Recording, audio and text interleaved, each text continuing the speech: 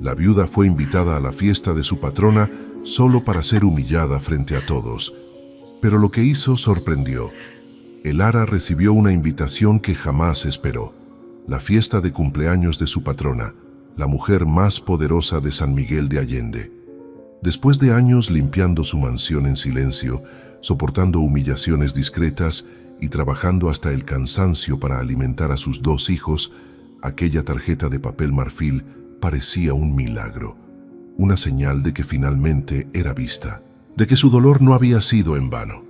Se vistió con su mejor ropa gastada, tomó a sus niños de la mano y caminó hacia el jardín iluminado donde brillaban las copas de cristal y las risas de las mujeres ricas. Pero desde el momento en que cruzó la puerta, supo que algo no estaba bien. Las miradas la atravesaban como cuchillos, las sonrisas escondían veneno, y su patrona la esperaba con una expresión que helaba la sangre. Lo que Elara no sabía era que aquella invitación no era un gesto de bondad, era una trampa, una venganza planeada durante meses por algo que había ocurrido en secreto, algo que nadie debía saber. Pero alguien escuchó, y esa noche, frente a todos, la verdad iba a salir a la luz. Qué bueno tenerte aquí conmigo para una historia maravillosa más. Quédate conmigo hasta el final. Vamos con la historia. El sobre llegó una tarde de jueves, deslizado por debajo de la puerta del pequeño departamento que Elara rentaba en las afueras de San Miguel de Allende. Era de papel grueso, color marfil, con su nombre escrito en tinta dorada. Ella estaba lavando los platos del desayuno cuando Matías, su hijo de 5 años, lo recogió del suelo y corrió hacia ella con los ojos brillantes. «Mami, mira, tiene tu nombre», dijo el niño extendiendo el sobre con las manos mojadas por haber jugado con el agua del lavabo. Elara se secó las manos en el delantal desgastado, tomó el sobre y sintió cómo el corazón se le aceleraba sin razón aparente.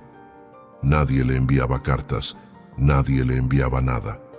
Abrió el sobre con cuidado, tratando de no romper el papel fino. Adentro había una tarjeta con letras elegantes y un escudo bordado en relieve. Sofía Valenzuela de Acosta tiene el honor de invitarla a la celebración de su cumpleaños número 45, a realizarse en los jardines de su residencia este sábado a las 7 de la noche. Se ruega confirmar asistencia.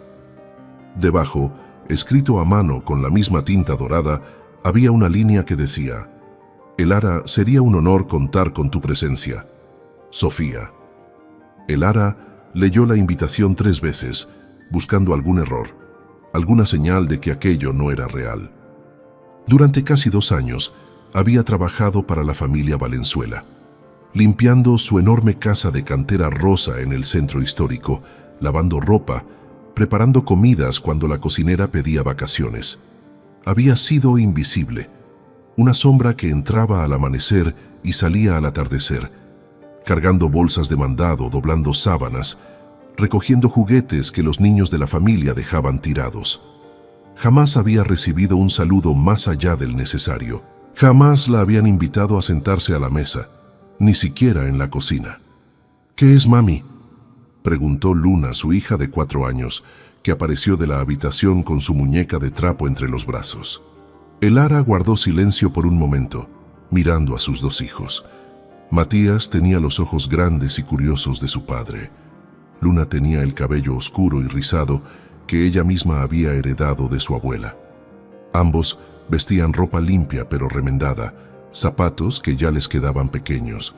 Desde que su esposo murió en aquel accidente en la carretera a Dolores Hidalgo, Elara había vivido de milagro en milagro, estirando el salario que ganaba en la casa de los Valenzuela, pidiendo fiado en la tienda de la esquina, rezando para que los niños no se enfermaran. «Es una invitación», dijo al fin, con la voz quebrada por algo que no sabía si era esperanza o miedo. «La señora Sofía nos invita a su fiesta». Matías aplaudió. Luna sonrió. Elara dejó la tarjeta sobre la mesa de la cocina y volvió a los platos sucios, pero ya no podía concentrarse. ¿Por qué la habían invitado? ¿Por qué ahora, después de tanto tiempo? Quizá era un gesto de bondad. Quizá Sofía Valenzuela había notado su esfuerzo, su sacrificio, las noches que se había quedado hasta tarde limpiando después de las cenas elegantes que organizaban. Quizá aquella invitación era una señal de que su dolor había sido visto, de que su fidelidad tenía valor. Esa noche, después de acostar a los niños, el Ara abrió el viejo closet de madera y sacó el único vestido que conservaba de sus días de casada. Era azul marino, sencillo, con un corte recto que le llegaba a las rodillas. Lo había usado en su boda civil, en el bautizo de Matías, en la misa de difuntos de su esposo.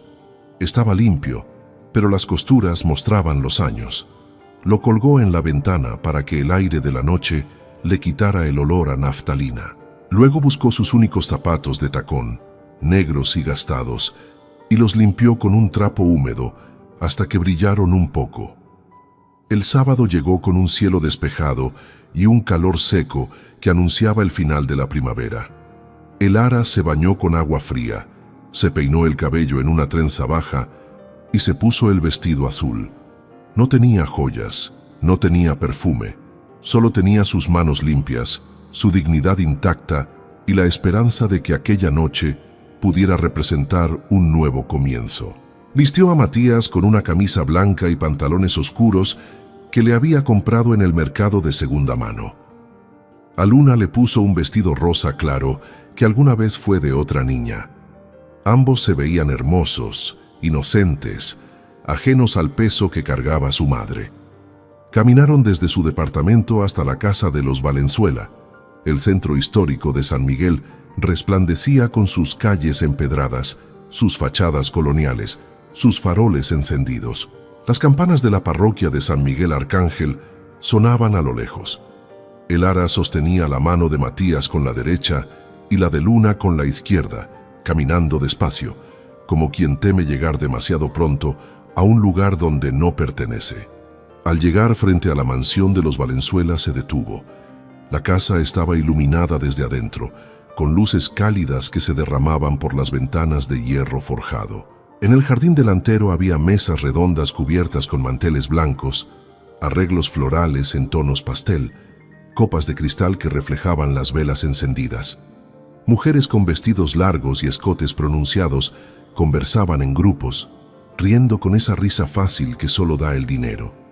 Hombres con trajes oscuros y relojes brillantes sostenían vasos de whisky, fumaban puros, hablaban de negocios. El Ara sintió que el estómago se le cerraba. No pertenecía a ese mundo. Su vestido azul marino, que le había parecido digno en su departamento, ahora lucía viejo, descolorido, fuera de lugar. Sus zapatos negros, que brillaban bajo la luz tenue de su cuarto, ahora mostraban cada rayón, cada marca del tiempo. Los niños miraban todo con ojos grandes, callados, sintiendo sin entender que algo no estaba bien. «Buenas noches», saludó el Ara al joven que custodiaba la entrada. Él la miró de arriba abajo, con una expresión que no era de desprecio, pero tampoco de bienvenida. Era la mirada que se le da a alguien que está donde no debe. «Vengo invitada. Soy el Ara Medina».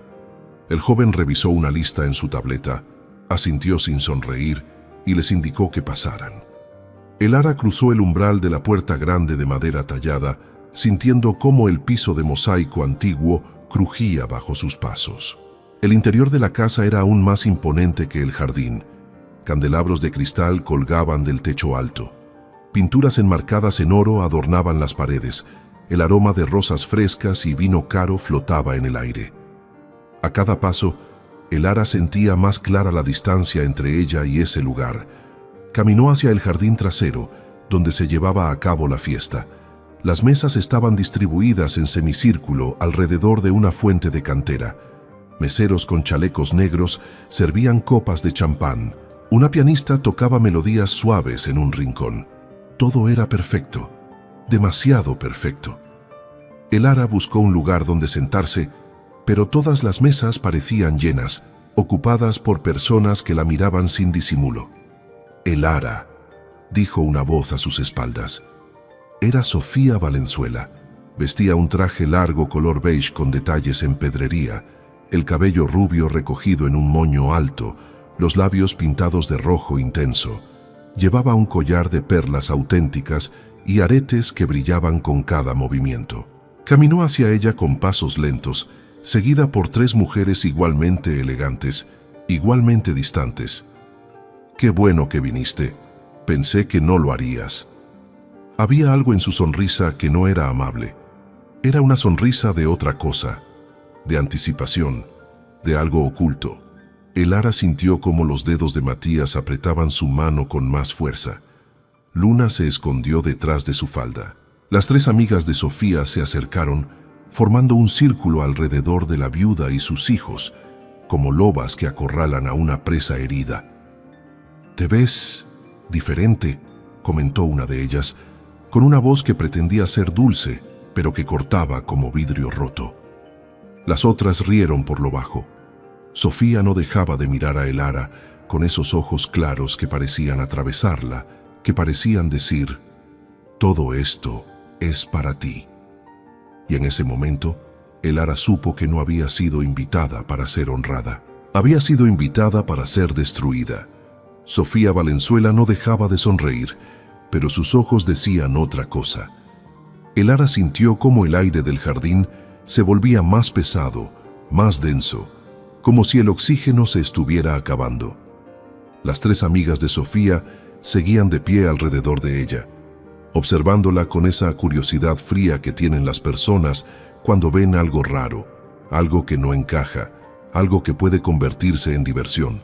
«Siéntense por aquí», dijo Sofía señalando una mesa al fondo del jardín, cerca de la cocina exterior, lejos de las mesas principales donde estaban los invitados importantes. Era un lugar apartado, casi escondido, como si quisiera mantenerla visible pero separada. Elara asintió sin decir palabra, tomó a sus hijos de la mano y caminó hacia allá, sintiendo cómo cada mirada se clavaba en su espalda. Se sentaron en sillas de hierro forjado que hacían ruido al moverse.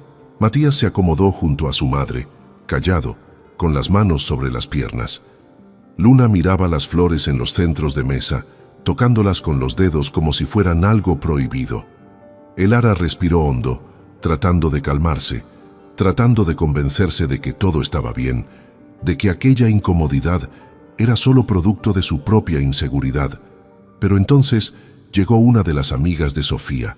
Era alta, delgada, con el cabello castaño cortado en capas y un vestido verde esmeralda que parecía hecho a medida. Se llamaba Gabriela, y Elara la había visto antes en la casa, siempre hablando por teléfono, siempre quejándose de algo. «Ay, Sofía me dijo que trabajas limpiando casas», comentó Gabriela, inclinándose un poco hacia Elara con una sonrisa que no llegaba a los ojos. «Debe ser difícil, ¿no? Con 2 niños y, bueno, sin marido». La forma en que dijo «sin marido» hizo que Elara sintiera un puñal en el pecho.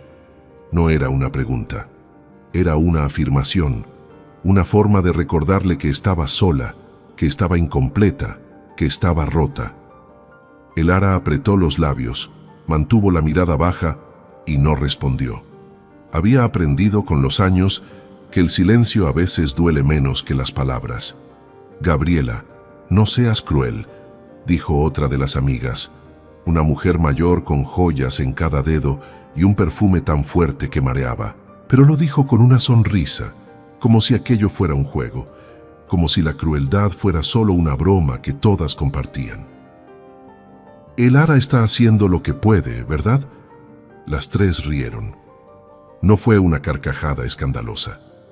Fue algo peor, una risa contenida, susurrada, compartida entre ellas como un secreto. Elara sintió cómo los ojos de Matías se llenaban de confusión. El niño no entendía qué estaba pasando, pero sabía que algo no estaba bien. Luna se aferró al brazo de su madre, escondiendo el rostro en la tela del vestido azul. Un mesero se acercó y dejó 3 copas de jugo de naranja en la mesa sin mirarlos a los ojos, como si fueran invisibles. Elara agradeció con un murmullo, pero el joven ya se había ido. Desde su lugar podía ver a los demás invitados comiendo canapés, bebiendo vino, conversando con voces alegres. Nadie más estaba sentado en aquel rincón. Nadie más estaba apartado. Sofía apareció nuevamente, esta vez acompañada de todo su grupo de amigas. Eran 6 en total, todas vestidas con ropa cara, todas con ese aire de seguridad que da el dinero heredado. Se pararon alrededor de la mesa de Elara, formando un círculo que parecía encerrarse cada vez más. La música del piano seguía sonando, pero ahora parecía lejana, casi irreal. «Elara, cuéntanos», dijo Sofía, cruzándose de brazos y ladeando la cabeza con una expresión de falsa curiosidad. «¿Cómo haces para mantener a tus hijos? Debe ser complicado con lo que te pago, ¿no?» Elara levantó la mirada. Había algo en el tono de Sofía que no era compasión. Era otra cosa. Era veneno disfrazado de interés. Las amigas la miraban fijamente, esperando una respuesta, esperando verla quebrarse. «Hago lo que puedo, señora», respondió Elara con voz firme, aunque sentía cómo el corazón le latía con fuerza en el pecho. «Trabajo duro. Mis hijos están bien». «¿Bien?», repitió Gabriela mirando a Matías y a Luna con una sonrisa que parecía de lástima pero que era de desprecio. «Pobrecitos, mira cómo están vestidos. Seguro ni siquiera tienen zapatos nuevos». Luna bajó la mirada hacia sus pies. Sus zapatos blancos estaban limpios, pero era evidente que no eran nuevos. Matías apretó los puños sobre sus piernas, con los ojos enrojecidos, aguantando algo que no sabía cómo nombrar. Elara sintió cómo algo dentro de ella se quebraba, pero se mantuvo sentada con la espalda recta, con la barbilla en alto. «Mis hijos tienen lo que necesitan», dijo Elara, con una voz que temblaba apenas. «Y tienen amor. Eso es más de lo que muchos tienen». El silencio cayó como una piedra. Las amigas de Sofía intercambiaron miradas. Gabriela soltó una risa breve, casi nerviosa. Pero Sofía no se inmutó. Dio un paso hacia adelante, acercándose a Elara, y la miró desde arriba con esos ojos fríos que parecían capaces de congelar el alma. «Amor», repitió Sofía, pronunciando la palabra como si fuera un insulto. «Qué bonito. Pero el amor no paga renta, Elara. El amor no compra comida. El amor no te protege cuando el mundo decide que no vales nada». Elara sintió cómo el aire se le escapaba de los pulmones. Quería levantarse. Quería tomar a sus hijos y salir de allí. Caminar de regreso a su departamento pequeño pero digno, lejos de aquellas mujeres que disfrutaban del dolor ajeno. Pero algo la mantuvo clavada en la silla. Quizá era orgullo, quizá era miedo. Quizá era la esperanza absurda de que todo aquello fuera solo una pesadilla que terminaría pronto. Entonces, Sofía hizo algo que nadie esperaba. Se agachó frente a Elara, quedando casi a la altura de sus ojos, y extendió la mano hacia el borde del vestido azul. Lo tomó entre los dedos, como quien inspecciona una tela en el mercado, tirando ligeramente de la costura. «Este vestido», dijo Sofía en voz alta, para que todos en el jardín pudieran escuchar. «¿Cuántos años tiene? ¿10? ¿15?» Las amigas rieron. Esta vez no fue una risa contenida. Fue abierta, escandalosa, cruel. Otras invitadas de las mesas cercanas voltearon a ver qué estaba pasando.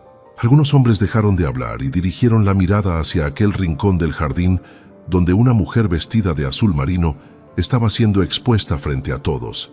Elara sintió cómo el rostro se le encendía de vergüenza.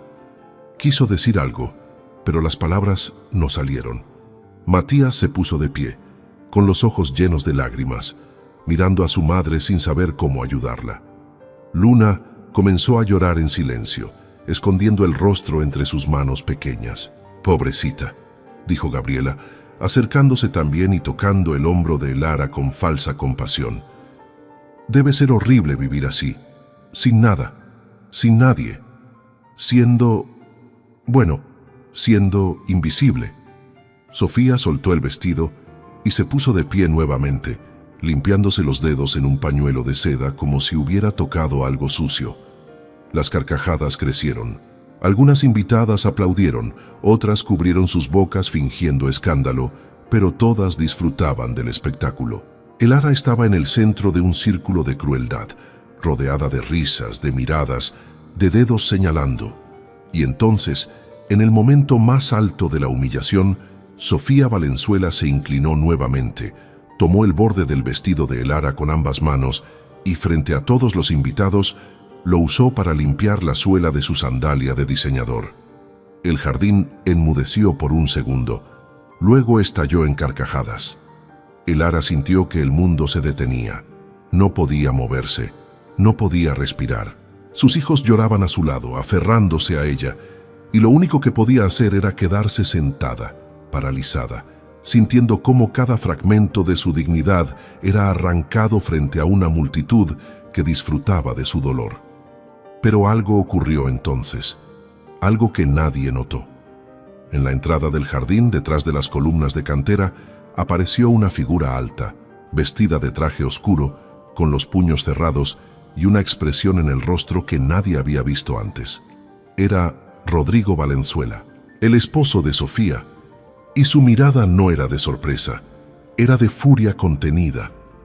Rodrigo Valenzuela no se movió de inmediato.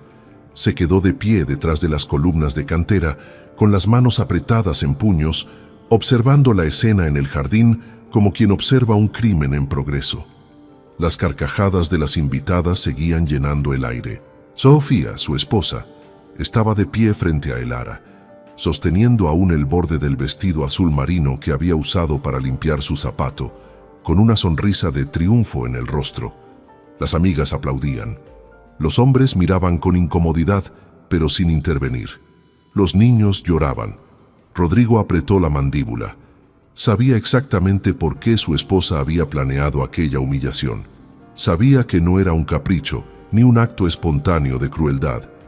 Era venganza. Venganza por algo que había ocurrido meses atrás. Algo que él había escuchado en silencio. Algo que había cambiado para siempre la forma en que veía a la mujer con la que compartía su apellido.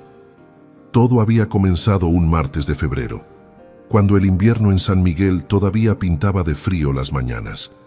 Rodrigo había salido temprano hacia la Ciudad de México para una reunión de negocios, pero a medio camino recibió una llamada cancelando la junta. Decidió regresar a casa sin avisar. Eran apenas las 10 de la mañana, cuando entró por la puerta principal, dejando las llaves sobre la consola del recibidor.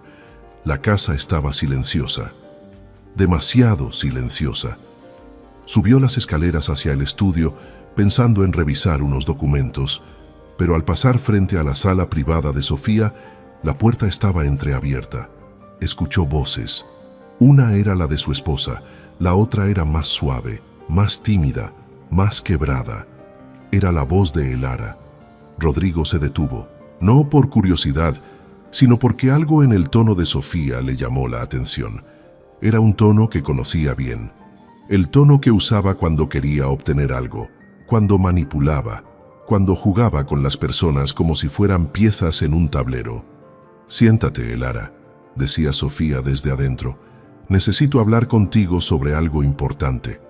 Rodrigo se acercó a la puerta sin hacer ruido.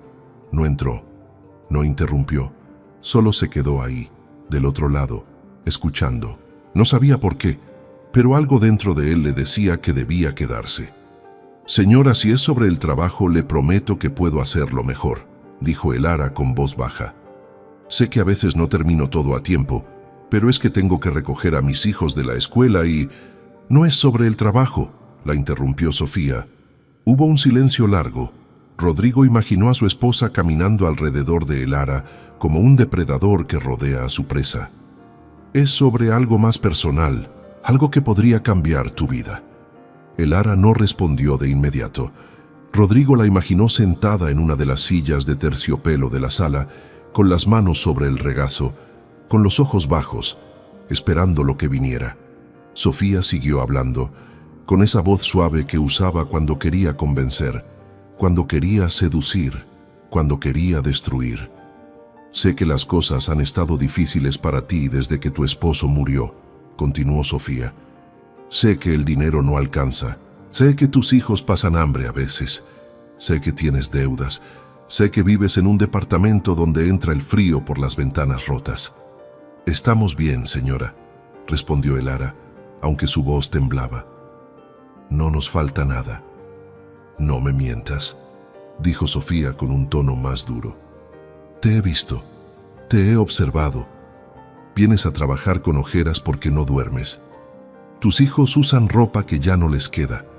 No tienes ni para comprar un par de zapatos nuevos. Y aún así vienes aquí todos los días, limpiando mi casa, lavando mi ropa, preparando mi comida, fingiendo que todo está bien. Hubo otro silencio. Rodrigo, del otro lado de la puerta, sintió cómo el estómago se le cerraba. Conocía a Sofía. Sabía que cuando hablaba así, cuando exponía las debilidades de alguien, era porque estaba a punto de atacar. «Quiero ayudarte», dijo Sofía finalmente. «Quiero ofrecerte algo que cambiará tu vida, algo que te dará seguridad, dinero, un futuro para tus hijos». «¿Qué es, señora?», preguntó Elara con cautela. Rodrigo escuchó cómo Sofía daba unos pasos. Luego, su voz se volvió más baja, casi un susurro, pero lo suficientemente clara como para que él pudiera escuchar cada palabra. «Necesito que me prestes a tu esposo». El mundo se detuvo para Rodrigo. Por un momento, pensó que había escuchado mal, pero luego Sofía continuó hablando, con esa frialdad que helaba la sangre. «Tu esposo está muerto, lo sé, pero cuando estaba vivo era un hombre atractivo, trabajador, leal. Yo lo vi muchas veces cuando venía a recogerte y pensé, qué desperdicio, un hombre así, con una mujer que no podía darle nada». «Señora, no entiendo», murmuró Elara. «Déjame ser clara», dijo Sofía, alzando un poco la voz. «Antes de que tu esposo muriera yo le hice una propuesta. Le ofrecí dinero, mucho dinero, a cambio de pasar tiempo conmigo, de darme lo que mi esposo no me da. Él se negó, dijo que te amaba, dijo que jamás te traicionaría. Qué romántico, ¿no?» Rodrigo sintió cómo la rabia empezaba a subir desde su estómago hasta su pecho. Cerró los ojos, apretó los puños, pero no se movió. Necesitaba escuchar todo. Necesitaba saber hasta dónde había llegado su esposa. «Pero ahora él está muerto», continuó Sofía con un tono casi alegre. «Y tú estás aquí, sola, desesperada. Así que te ofrezco lo mismo que le ofrecí a él. Quiero que me prestes tu dignidad. Quiero que aceptes que mi esposo venga a visitarme de forma especial. Nadie lo sabrá, nadie tiene que enterarse. Y tú recibirás suficiente dinero como para no preocuparte nunca más». El silencio que siguió fue atroz. Rodrigo sintió cómo las piernas le temblaban. No podía creer lo que estaba escuchando. No podía creer que su esposa fuera capaz de tal cosa. No solo había intentado seducir al esposo de Elara cuando estaba vivo, sino que ahora, con él muerto, intentaba usar a Rodrigo como herramienta para humillar a aquella mujer aún más. «No», dijo Elara. Su voz era firme, clara, sin duda. «No, señora, eso jamás». «¿Jamás?», repitió Sofía con una risa breve. «Elara, sé realista. Tienes 2 hijos que alimentar. No tienes educación. No tienes familia que te ayude. ¿Qué vas a hacer? ¿Limpiar casas el resto de tu vida? ¿Ver cómo tus hijos crecen sin oportunidades?» «Prefiero eso», respondió Elara, y Rodrigo pudo escuchar cómo su voz se quebraba, pero no por debilidad, sino por fuerza. «Prefiero que mis hijos crezcan pobres pero dignos, a que crezcan con dinero manchado de vergüenza. No voy a vender lo que no se vende, señora. No voy a permitir que use a su esposo para lastimarme, y no voy a permitir que compre mi silencio». Hubo un ruido seco. Algo cayó al suelo. Rodrigo imaginó que Elara se había puesto de pie. Luego escuchó sus pasos rápidos acercándose a la puerta. Retrocedió apenas a tiempo, escondiéndose en el pasillo lateral. Elara salió de la sala con el rostro enrojecido, con lágrimas en los ojos, pero con la cabeza en alto.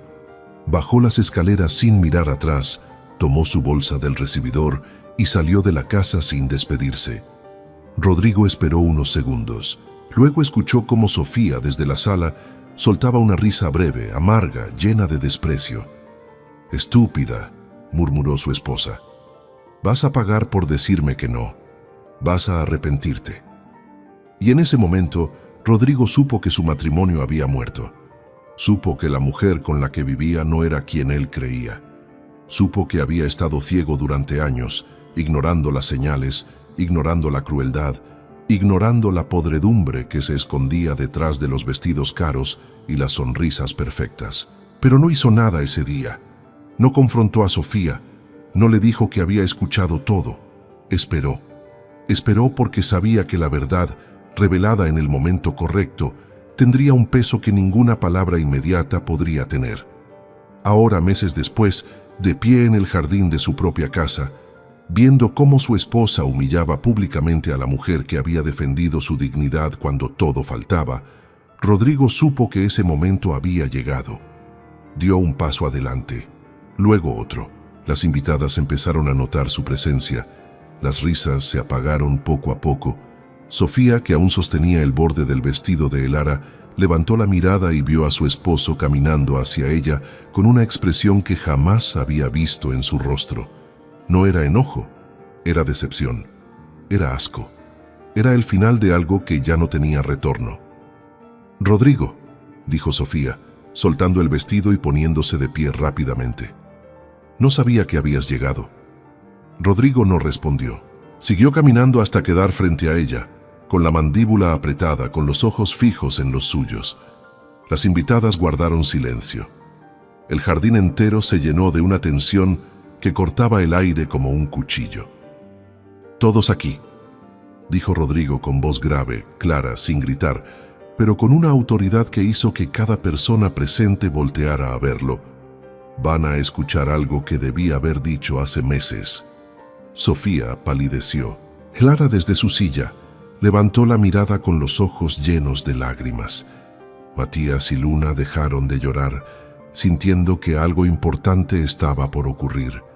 Rodrigo respiró hondo, y entonces, frente a todas las amigas de su esposa, frente a los hombres de negocios, frente a la sociedad de San Miguel de Allende que tanto valoraba las apariencias, comenzó a hablar.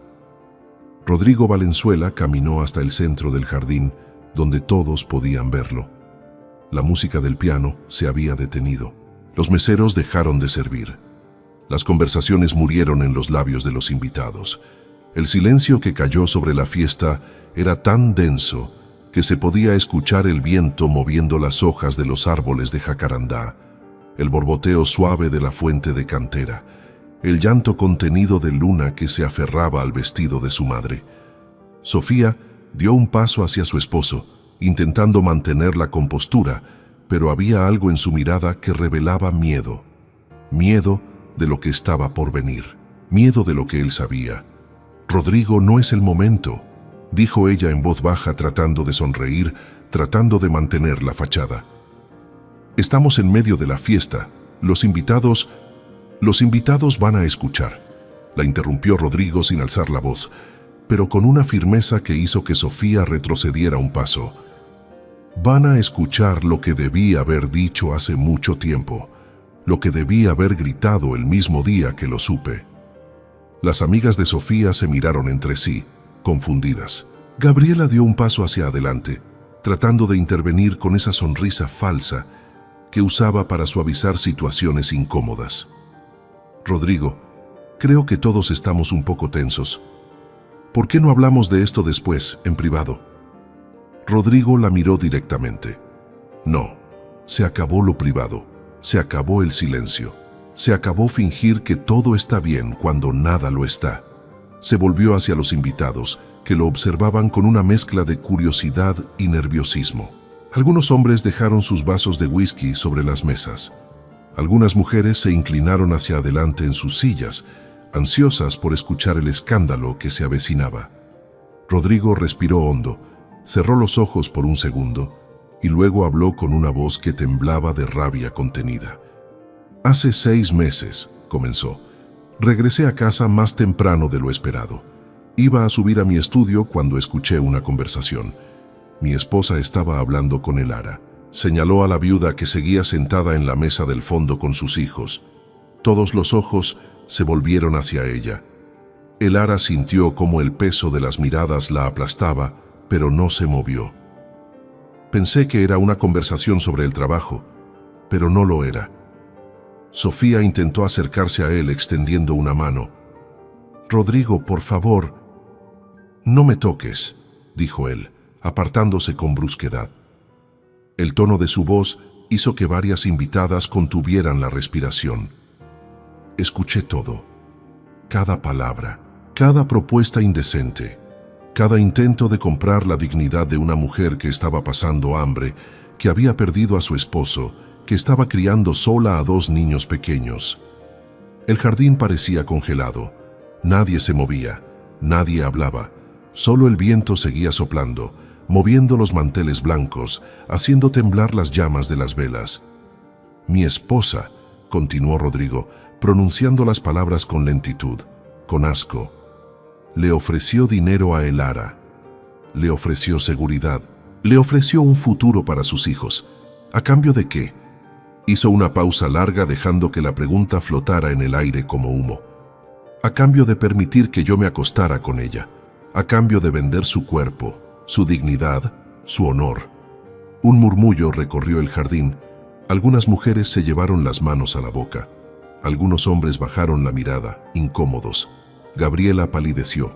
Las otras amigas de Sofía dieron pasos hacia atrás, alejándose de ella, como si la traición fuera contagiosa. Sofía negó con la cabeza, con los ojos abiertos, con el rostro descompuesto. Eso no es cierto. Está mintiendo. No estoy mintiendo, dijo Rodrigo volteando hacia ella con una mirada que helaba. Y tú lo sabes. Dijiste que habías intentado lo mismo con su esposo cuando estaba vivo. Dijiste que le ofreciste dinero para que pasara tiempo contigo. Dijiste que se negó porque la amaba. Y ahora, con él muerto, pensaste que podrías usar a Elara de la misma forma. Sofía retrocedió, tropezando con el borde de una mesa. Una copa de champán cayó al suelo y se rompió en 1000 pedazos. El sonido del cristal quebrándose resonó como una sentencia. Elara, dijo Rodrigo, volteando hacia la viuda, que lo miraba con lágrimas silenciosas recorriendo sus mejillas. Te dijo que no. Te negaste. Aunque el dinero hubiera cambiado tu vida, aunque tus hijos pasaran hambre, aunque no tuvieras nada, te negaste porque sabías que hay cosas que no se venden, que hay líneas que no se cruzan, que la dignidad no tiene precio. Elara no respondió. Solo asintió ligeramente, con los labios temblando, con las manos apretando las de sus hijos. Matías la miraba sin entender todo, pero sintiendo que su madre era valiente. Luna había dejado de llorar y observaba a aquel hombre alto que hablaba con voz firme, defendiendo a su mamá. «Y mi esposa», continuó Rodrigo volviéndose nuevamente hacia Sofía, que ahora estaba de pie contra una columna, con el rostro pálido y los ojos llenos de lágrimas de rabia, no perdonó esa negativa. No perdonó que alguien le dijera que no. No perdonó que una mujer pobre tuviera más dignidad que ella. Así que planeó esto. Extendió los brazos, señalando el jardín, las mesas, las flores, las invitadas. Esta fiesta, esta invitación, esta humillación pública, todo fue una venganza. Todo fue un espectáculo para destruir a una mujer que solo tuvo el valor de decir la verdad. Las amigas de Sofía retrocedieron aún más. Gabriela se cubrió el rostro con las manos. Otra de las mujeres sacó su teléfono y comenzó a escribir rápidamente, seguramente enviando mensajes a otras personas, esparciendo el escándalo como fuego en pasto seco. En San Miguel de Allende, las noticias volaban. Y aquella noche, todos sabrían lo que había ocurrido en la fiesta de Sofía Valenzuela. Rodrigo caminó hasta donde estaba Elara. Se detuvo frente a ella, se arrodilló para quedar a la altura de sus ojos y le habló con una voz que ya no era de rabia, sino de respeto profundo. «Te pido perdón», dijo, y varias invitadas contuvieron el aliento al ver a un hombre de su posición arrodillado frente a una empleada doméstica. «Perdón por no haber dicho nada antes.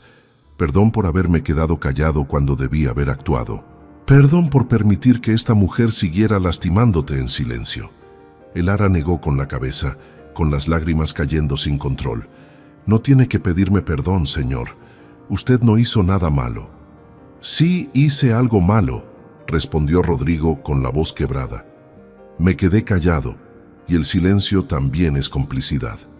Se puso de pie, volteó hacia las invitadas y habló con una autoridad que no admitía réplica. A partir de este momento, mi esposa ya no tendrá acceso a ninguna de nuestras cuentas bancarias.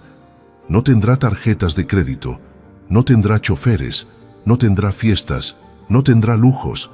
Vivirá con lo mínimo porque ha demostrado que no merece nada más. Sofía soltó un grito ahogado. No puedes hacerme esto. Soy tu esposa. Tenemos un contrato.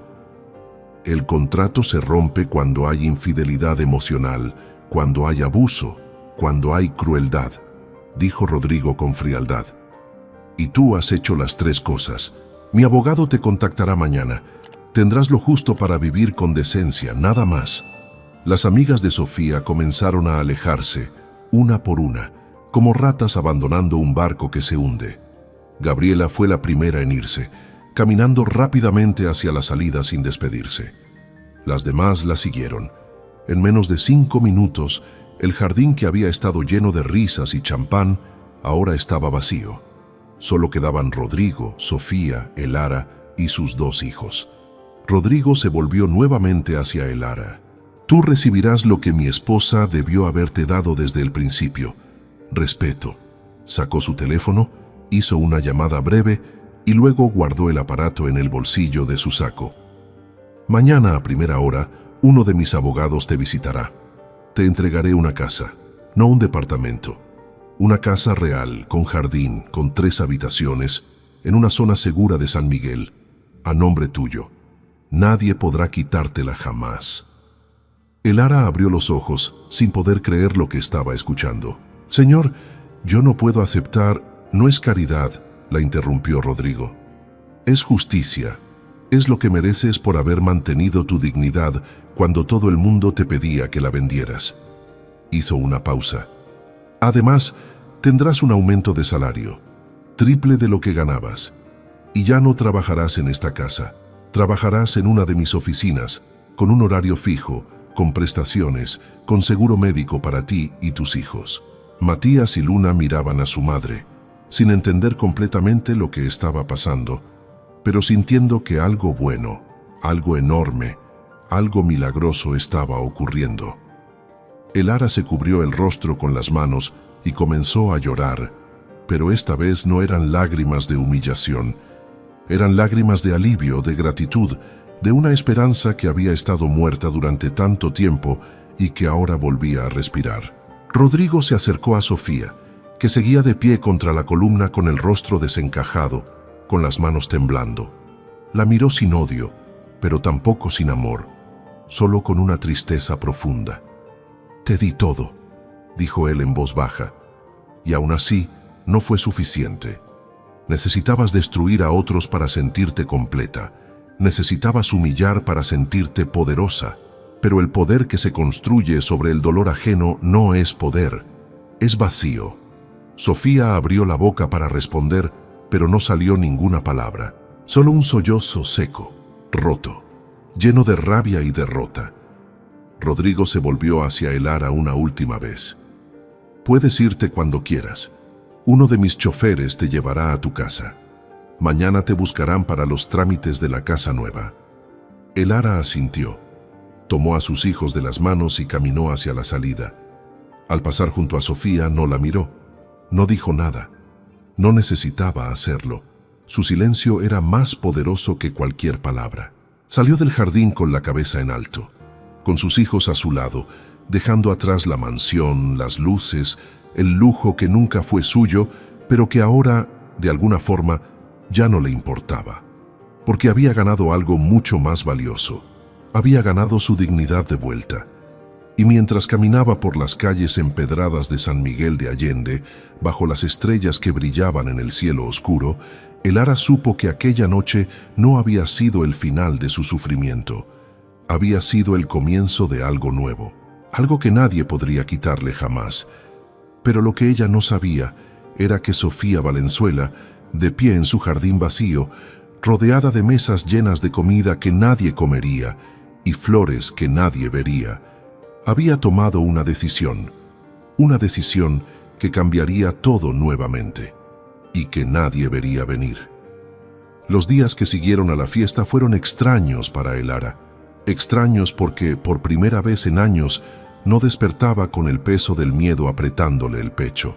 No despertaba preguntándose si tendría suficiente dinero para comprar leche, si los zapatos de Matías aguantarían una semana más, si la casera vendría a tocar la puerta exigiendo la renta atrasada. Despertaba en silencio, en la misma cama angosta de su departamento, pero con una certeza nueva. Algo había cambiado, algo grande, algo irreversible. El lunes por la mañana, tal como Rodrigo Valenzuela había prometido, llegó un hombre de traje gris a su puerta. Se presentó como el licenciado Morales, abogado de la familia Valenzuela, y traía una carpeta de cuero café llena de documentos. El Ara lo recibió con las manos temblorosas, sin poder creer que aquello fuera real. El hombre le explicó todo con paciencia, con respeto, sin mirarla con lástima ni con condescendencia. Le mostró las escrituras de una casa ubicada en la colonia Guadalupe, a 10 minutos del centro de San Miguel de Allende. Una casa de 2 pisos, con 3 habitaciones, un pequeño jardín delantero con bugambilias, ventanas grandes que dejaban entrar la luz del sol. «La casa está a su nombre, señora Medina», dijo el licenciado Morales, extendiendo los papeles sobre la mesa de la cocina. «Nadie puede quitársela, es suya, de sus hijos, para siempre». El Ara firmó los documentos con manos que apenas podían sostener la pluma. Matías y Luna observaban desde el sofá, callados, sintiendo que algo importante estaba ocurriendo, pero sin comprender la magnitud de lo que significaba. Cuando el abogado se fue, el Ara abrazó a sus hijos y lloró durante media hora. Lloró por todo lo que habían pasado. Lloró por las noches de hambre, por las humillaciones, por las veces que había rogado en silencio a Dios que les diera fuerzas para seguir. Y lloró también de alivio, de gratitud, de una esperanza que había creído muerta, pero que ahora volvía a latir con fuerza. El miércoles se mudaron. No tenían muchas cosas que llevar. Ropa en 2 maletas viejas, algunos juguetes de los niños, la muñeca de trapo de Luna, un camión de madera que había sido de su padre. Rodrigo envió un camión de mudanzas vacío, pero también envió muebles nuevos, camas con colchones firmes, un comedor de madera, un sofá color beige, cortinas blancas, una mesa para que los niños hicieran la tarea. Cuando el Ara entró a la casa nueva y vio todo aquello, sintió que el corazón se le expandía en el pecho, como si después de años de estar apretado, finalmente tuviera espacio para respirar. Matías corrió por las habitaciones, gritando de emoción al descubrir que tenía su propio cuarto. Luna se sentó en su cama nueva y abrazó su muñeca, con una sonrisa tan grande que le dolían las mejillas. El Ara recorrió cada rincón de la casa, tocando las paredes, mirando por las ventanas hacia el jardín donde crecían rosas silvestres y jazmines. Era una casa sencilla, no era una mansión, pero era suya. Era un lugar donde sus hijos podían crecer sin miedo, sin frío, sin hambre. Esa misma noche, mientras los niños dormían en sus camas nuevas, el Ara se sentó en el jardín bajo el cielo estrellado de San Miguel de Allende. Pensó en su esposo. Pensó en cómo él había rechazado la propuesta de Sofía cuando estaba vivo, cómo había elegido el amor sobre el dinero, la dignidad sobre la tentación, y pensó en cómo ella había hecho lo mismo, meses después, sin saber que alguien estaba escuchando, sin saber que aquella decisión cambiaría todo. «Gracias», susurró hacia el cielo, sin saber si hablaba con Dios, con su esposo muerto o con el destino. «Gracias por no dejarme sola». Mientras tanto, del otro lado de la ciudad, en la mansión de cantera rosa que alguna vez había sido símbolo de poder y prestigio, Sofía Valenzuela vivía su propia caída. Las amigas que la habían rodeado durante años, que habían reído con ella, que habían chismorreado con ella, ahora no respondían sus llamadas. Los mensajes que enviaba quedaban sin leer. Las invitaciones a reuniones eran rechazadas con excusas breves y frías. En San Miguel de Allende, donde la reputación lo era todo, Sofía había perdido la suya en una sola noche. Rodrigo cumplió su palabra. Canceló todas las tarjetas de crédito. Cerró las cuentas bancarias compartidas. El chofer fue despedido. La cocinera fue reubicada en otra propiedad. Los empleados de limpieza ya no llegaban. Sofía, que había pasado años sin mover un dedo, ahora se encontraba sola en una casa enorme, rodeada de lujos que ya no podía mantener, con un silencio que la ahogaba. Los primeros días intentó mantener las apariencias. Se arreglaba el cabello, se pintaba los labios, se ponía vestidos caros y salía a caminar por el centro, esperando encontrarse con alguien conocido, esperando que alguien la saludara. Pero las miradas que recibía no eran de admiración, eran de desprecio, de curiosidad morbosa, de satisfacción por ver caer a quien alguna vez se creyó intocable. Las señoras con las que había tomado café durante años cruzaban la calle para no encontrarse con ella. Los hombres que antes la adulaban ahora la ignoraban. Una tarde, mientras caminaba por el jardín principal, escuchó su nombre. Volteó con esperanza, pensando que alguien finalmente la estaba buscando. Pero eran dos mujeres jóvenes, sentadas en una banca, hablando en voz alta para que ella pudiera escuchar. «Esa es Sofía Valenzuela», dijo una de ellas con tono burlón, «la que humilló a una viuda en su propia fiesta. Dicen que intentó comprar su dignidad con dinero». «Qué asco», respondió la otra. «Gente así merece quedarse sola». Sofía apretó los puños y siguió caminando, con la cabeza baja, con las mejillas encendidas de vergüenza. Aquello que ella había disfrutado hacer a otros durante años, ahora lo estaba sufriendo en carne propia. Y lo peor no era el rechazo. Lo peor era saber que se lo merecía. Pero Sofía Valenzuela no era de las que se rendían fácilmente. No era de las que aceptaban la derrota sin pelear. Durante semanas guardó silencio, encerrada en su mansión vacía, planeando, pensando, buscando una forma de recuperar lo perdido, de vengarse de quien la había expuesto, de demostrar que ella aún tenía poder. Y una noche, mientras revisaba los viejos documentos de la familia en el estudio de Rodrigo, encontró algo que él había guardado durante años, algo que nadie sabía. Era una escritura antigua, amarillenta, fechada 30 años atrás. Un documento que revelaba que la casa que Rodrigo le había dado a Elara no estaba completamente libre de deudas. Había un pequeño gravamen, una deuda antigua con el municipio que nunca había sido saldada. No era mucho dinero, pero si no se pagaba, la propiedad podía ser embargada. Sofía sonrió. Era una sonrisa fría, calculadora, llena de veneno. Tenía una última carta que jugar, una última forma de lastimar a la mujer que, en su mente retorcida, era responsable de su caída. A la mañana siguiente, Sofía visitó al licenciado Ramírez, un abogado conocido en San Miguel por su falta de escrúpulos, por defender causas sucias con tal de recibir dinero. Le mostró el documento. Le explicó la situación. Le pidió que iniciara un proceso legal para embargar la casa de Elara por la deuda antigua que Rodrigo había olvidado saldar. ¿Está segura de esto, señora Valenzuela?, preguntó el abogado con una sonrisa torcida. Esto podría destruir a esa familia. Estoy segura, respondió Sofía sin dudar. Quiero que pierda todo. Quiero que sienta lo que yo sentí. Quiero que sepa que nadie puede humillarme sin consecuencias. El abogado asintió, guardó el documento en su maletín y comenzó los trámites. En menos de una semana, Elara recibió una notificación legal en su casa nueva. Era una demanda de embargo.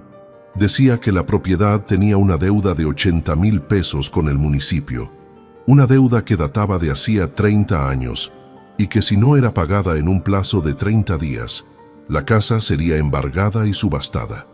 Elara leyó el documento 3 veces, sin poder creerlo. Sintió cómo el mundo se desmoronaba nuevamente bajo sus pies. Acababa de encontrar estabilidad. Acababa de darles un hogar a sus hijos. Acababa de empezar a respirar sin miedo. Y ahora esto. Llamó al licenciado Morales, el abogado de Rodrigo, con las manos temblando. Licenciado, recibí una notificación. Dicen que mi casa tiene una deuda. Dicen que la van a embargar. Hubo un silencio largo del otro lado de la línea. Luego, el abogado respondió con voz seria: «Señora Medina, investiguemos esto. No se preocupe. El señor Valenzuela no permitirá que le quiten la casa». Pero cuando el licenciado Morales investigó, descubrió algo que lo dejó helado. La deuda era real. Rodrigo la había olvidado porque era de una propiedad que había heredado de su padre, una deuda que se había arrastrado durante décadas sin ser saldada. Y ahora alguien la había desenterrado, alguien que conocía el historial de la propiedad, alguien que tenía acceso a los archivos privados de Rodrigo. Sofía. Rodrigo recibió la noticia en su oficina, en plena junta con inversionistas extranjeros. Cuando su secretaria entró y le susurró al oído lo que estaba ocurriendo, sintió cómo la sangre se le helaba. Pidió disculpas, salió de la reunión y llamó de inmediato al licenciado Morales. «Pague la deuda ahora, no importa cuánto sea. Quiero que esa casa quede libre de cualquier gravamen antes de que termine el día». «Señor, la cantidad es de 80,000 pesos. ¿Puedo transferir?» «No me importa si son 80,000 o 800,000. Páguela y averigüe quién inició este proceso legal. Quiero nombres». Cuando descubrió que había sido Sofía, Rodrigo cerró los ojos y apretó los puños hasta que los nudillos se le pusieron blancos. Había sido paciente, había sido justo. Le había dado a su esposa lo mínimo para vivir con decencia, sin lujos pero sin miseria. Y aún así, ella había elegido atacar nuevamente. Había elegido lastimar a una mujer inocente. Había elegido demostrar que su crueldad no tenía límites. Esa misma tarde, Rodrigo llegó a la mansión. Sofía estaba en la sala, tomando té, con una sonrisa satisfecha en el rostro. Cuando lo vio entrar, la sonrisa no desapareció. Si acaso, se hizo más grande. «Hola, Rodrigo», dijo ella con calma. «¿Vienes a decirme que soy una mala persona? Ya lo sé, pero al menos logré algo. Logré que esa mujer sintiera miedo nuevamente. Logré recordarle que su suerte puede cambiar en cualquier momento». Rodrigo la miró con una expresión que Sofía jamás había visto. No era rabia, era algo peor. Era decepción absoluta. Era el final de cualquier rastro de compasión. «La deuda está pagada», dijo él con voz fría. «El Ara no va a perder su casa, pero tú sí vas a perder la tuya». Sofía parpadeó, confundida. «¿Qué? Esta casa», continuó Rodrigo señalando las paredes de cantera, los techos altos, los muebles antiguos, «era propiedad de mi familia, está a mi nombre, y a partir de mañana será vendida. Usaré el dinero para asegurarme de que el Ara y sus hijos nunca más tengan que preocuparse por nada. Y tú recibirás un departamento pequeño en las afueras de la ciudad. Un lugar digno, pero sin lujos, sin jardines, sin fiestas, sin poder». Sofía se puso de pie de golpe, con el rostro desencajado. «No puedes hacerme esto. Soy tu esposa, tengo derechos». «Perdiste tus derechos cuando intentaste destruir a alguien que ya estaba en el suelo», respondió Rodrigo. «Cuando usaste información privada para lastimar a una madre con 2 hijos. Cuando demostraste que no tienes límites, que no tienes humanidad». Se dio la vuelta y caminó hacia la puerta. Antes de salir, volteó una última vez. «Adiós, Sofía. Espero que el silencio de tu vida nueva te enseñe lo que las palabras nunca pudieron». Y salió de la casa, dejando a Sofía de pie en medio de la sala vacía, rodeada de lujo que estaba a punto de desaparecer, con un futuro que se había convertido en cenizas. Pero lo que ninguno de los dos sabía era que aquella misma noche, mientras Rodrigo manejaba de regreso a su oficina y Sofía lloraba en su habitación, alguien más estaba observando todo desde las sombras. Alguien que había estado esperando el momento adecuado. Alguien que tenía un secreto que cambiaría todo nuevamente y que estaba a punto de revelarlo. La persona que había estado observando desde las sombras no era un extraño, no era un enemigo desconocido. Era Gabriela Soto, la amiga que había estado al lado de Sofía durante la humillación en el jardín, la que había reído con las demás, la que había hecho comentarios crueles sobre el vestido de el Ara y los zapatos de sus hijos. Pero Gabriela no era leal a Sofía. Nunca lo había sido. Era leal únicamente a su propia reputación, a su posición social, a su supervivencia en el mundo de San Miguel de Allende, donde un escándalo podía destruir una vida en cuestión de horas. Y ahora que Sofía había caído, Gabriela necesitaba distanciarse. Necesitaba demostrar que ella no había sido cómplice, sino víctima de las manipulaciones de una mujer enferma de envidia y crueldad. Necesitaba salvar su nombre antes de que fuera demasiado tarde. Así que una tarde de jueves, 3 semanas después de la fiesta, Gabriela llegó sin anuncio a la oficina de Rodrigo Valenzuela. Traía un sobre manila grueso, lleno de papeles, impresiones de mensajes, fotografías. La recepcionista intentó detenerla, pero Gabriela insistió con voz firme. Dígale que tengo información sobre su esposa, información que necesita ver antes de tomar cualquier decisión legal. Rodrigo la recibió con desconfianza. La conocía. Sabía que había sido una de las que más había disfrutado de la humillación de Elara, pero también sabía que las ratas siempre abandonan el barco cuando empieza a hundirse y a veces traen consigo secretos que otros querían mantener ocultos. «Tiene 5 minutos», dijo Rodrigo sin invitarla a sentarse. Gabriela abrió el sobre y sacó los documentos. Los extendió sobre el escritorio de caoba oscura con manos temblorosas. Eran capturas de pantalla de conversaciones de WhatsApp entre Sofía y ella, fechadas 2 meses antes de la fiesta. Rodrigo comenzó a leer, y con cada línea sintió cómo la rabia crecía en su pecho como un fuego que no podía apagar. Sofía, 15 de marzo. Esa mujer me rechazó, me dijo que no. Nadie me dice que no, Gaby, nadie. Gabriela, ¿de qué hablas? Sofía, le ofrecí dinero, le ofrecí todo, y aún así eligió su estúpida dignidad, como si la dignidad pagara la renta. Gabriela, ¿y ahora qué vas a hacer? Sofía, voy a destruirla, voy a invitarla a mi fiesta, voy a hacer que se vista con su mejor ropa, y luego voy a exponerla frente a todos. Quiero que sienta lo que se siente cuando alguien te humilla en público. Quiero que sus hijos la vean perder. Quiero que sepa que decirme que no tiene consecuencias.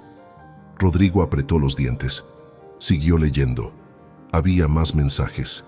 Páginas enteras de planeación meticulosa, de crueldad calculada, de una venganza que había sido diseñada con la precisión de un cirujano y la maldad de un verdugo. Sofía, 3 de abril. Ya envié la invitación. Estoy segura de que vendrá.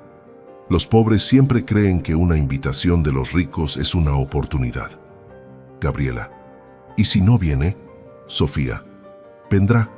La pobreza hace que la gente sea predecible. Vendrá creyendo que por fin es vista, que por fin vale algo.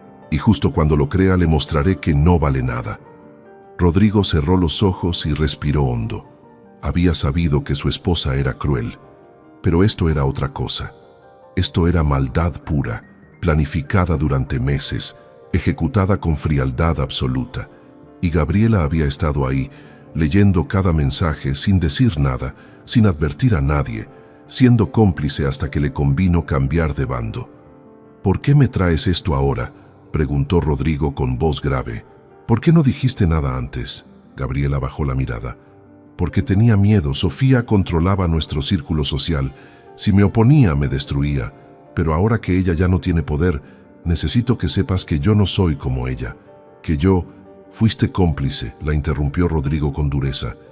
«Leíste estos mensajes. Viste cómo planeaba destruir a una mujer inocente. Y no hiciste nada.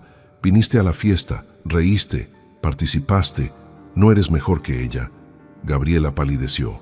Abrió la boca para defenderse, pero Rodrigo levantó una mano. «Lárgate y llévate esto. Ya tengo suficiente evidencia de quién es Sofía. No necesito más pruebas de su maldad, pero tampoco necesito la falsa lealtad de alguien que solo actúa cuando le conviene». Gabriela tomó el sobre con manos temblorosas y salió de la oficina sin decir palabra. Rodrigo se quedó solo, de pie frente a la ventana que daba al centro histórico de San Miguel, viendo las cúpulas de las iglesias, las calles empedradas, las bugambilias que trepaban por los muros coloniales. Era una ciudad hermosa, pero ahora sabía que detrás de tanta belleza se escondía tanta podredumbre. Esa misma tarde, Rodrigo visitó a Elara. Ella estaba en el jardín de su casa nueva, regando las rosas que habían comenzado a florecer. Matías jugaba con un balón de fútbol que Rodrigo le había regalado. Luna dibujaba con gises de colores en el piso de cemento. Al ver llegar al hombre que les había cambiado la vida, Elara dejó la manguera y se secó las manos en el delantal. «Señor Valenzuela», saludó con una sonrisa tímida. «No esperábamos su visita». Rodrigo intentó sonreír, pero no lo logró. Había algo en su mirada que revelaba cansancio, tristeza, una desilusión profunda con el mundo. Se sentó en una de las sillas de plástico del jardín y Elara se sentó frente a él, con las manos sobre el regazo, esperando. «Vine a decirte algo», comenzó Rodrigo. «Algo que descubrí hoy y que necesitas saber». Hizo una pausa. «Sofía planeó tu humillación durante meses. No fue un impulso, no fue algo que surgió en el momento, fue calculado, escrito, diseñado para destruirte de la forma más cruel posible». Elara no se sorprendió. Había algo en ella, una sabiduría antigua que viene de sufrir demasiado, que le decía que aquello no había sido casualidad. Asintió despacio. «Lo sé», dijo con voz suave. «Lo supe desde que entré a esa fiesta. Nadie prepara algo tan elaborado sin tener un plan». Rodrigo la miró con respeto. «No la odias, ¿verdad?». Elara negó con la cabeza. «No, el odio requiere energía que ya no tengo. Y además, odiarla sería darle más poder del que merece. Ella ya perdió todo. Perdió a su esposo, perdió su casa, perdió su reputación. ¿Qué más puedo quitarle yo?». Rodrigo sonrió por primera vez en semanas. Era una sonrisa triste, pero real. «Eres más fuerte de lo que pareces». «No soy fuerte», respondió Elara. «Solo estoy cansada de pelear, y mis hijos merecen que use mi energía en construir, no en destruir». Rodrigo asintió. Se puso de pie, extendió una mano y Elara la estrechó con firmeza. «Si alguna vez necesitas algo, cualquier cosa, solo llámame». «Gracias», dijo Elara, «por todo, por creerme, por ayudarme, por ver lo que otros no vieron». Rodrigo caminó hacia la salida del jardín. Antes de irse, volteó una última vez. «No te ayudé porque sentía lástima, te ayudé porque merecías justicia. Y la justicia no tiene que ver con el dinero que tienes, sino con la dignidad que mantienes cuando nadie está mirando». Y se fue, dejando a Elara de pie en su jardín, rodeada de flores, rodeada de luz, rodeada de una paz que no había sentido en años. Los meses siguientes trajeron cambios que nadie había anticipado. Sofía vendió las últimas joyas que le quedaban para pagar sus gastos. Se mudó a un departamento de 2 habitaciones en las afueras de San Miguel, un lugar pequeño con paredes de concreto y ventanas que daban a un callejón sin árboles. Ya no tenía amigas, ya no tenía invitaciones, ya no tenía poder. Caminaba por las calles del centro evitando las miradas, comprando en tiendas de segunda mano, viviendo con lo mínimo.